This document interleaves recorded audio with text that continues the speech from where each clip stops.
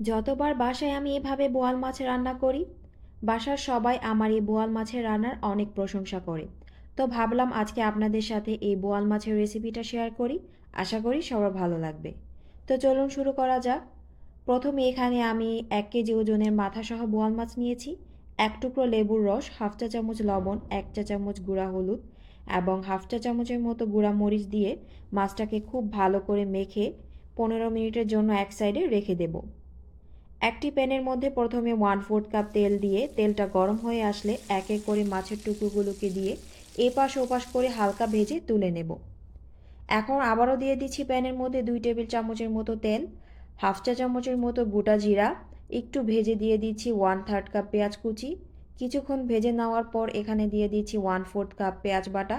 পেঁয়াজ বাটাটা দিলে গ্রেভিটা খুবই মজার হয়। তো কিছুক্ষণ ভেজে নেওয়ার পর এখানে এক এক করে অ্যাড করছি 1/2 টেবিল চামচ আদা রসুন বাটা, 1/2 চা চামচ গুঁড়া মরিচ, 1 চা চামচ গুঁড়া হলুদ, 1 চা চামচ ধনিয়া গুঁড়া, হাফ চা চামচ জিরা গুঁড়া, পরিমাণ মতো লবণ দিয়ে আমি মশলাটাকে তেলের সাথে কিছুক্ষণ ভেজে নেওয়ার পর দিয়ে দিচ্ছি সামান্য পানি।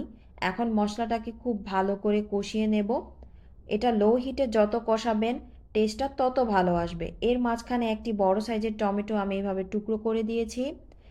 তো মশলাটাকে খুব ভালো করে কষিয়ে নেওয়ার পর এখানে আমি দিয়ে দিচ্ছি এক এক করে ভেজে রাখা মাছের পিসগুলো।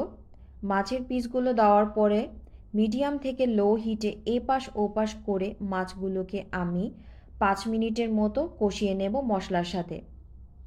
তো খুব ভালো করে কষিয়ে নিয়েছি। এখন দিয়ে দিচ্ছি ঝোলের জন্য 1.5 কাপের মতো পানি।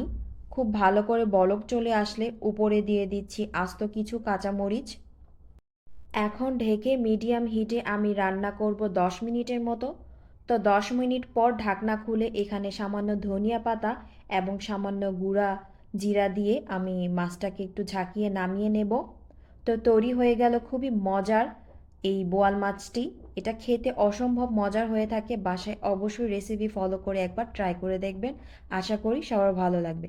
তো রেসিপি কেমন লাগলো অবশ্যই কমেন্টে জানাবেন।